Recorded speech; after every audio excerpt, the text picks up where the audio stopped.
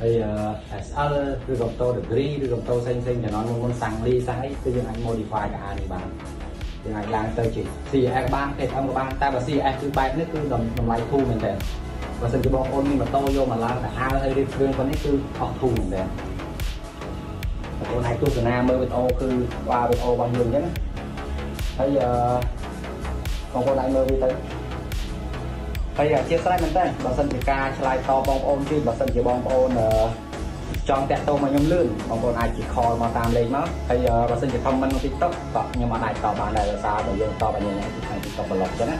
ហើយបើសិនជាបងប្អូនចង់ដឹងព័ត៌មានអាចឆាតមក Telegram ដែល0.7ទៅ15មកខ្ញុំអញ្ចឹងណាតែនេះគឺជាអាចដែលយើងរៀបចំជូនគ្នាចំនួន 100% ហើយចំនួន 100% ជាមួយនឹងដាក់វីដេអូបន្ថែមដល់បងប្អូនយើងមើលអរគុណច្រើន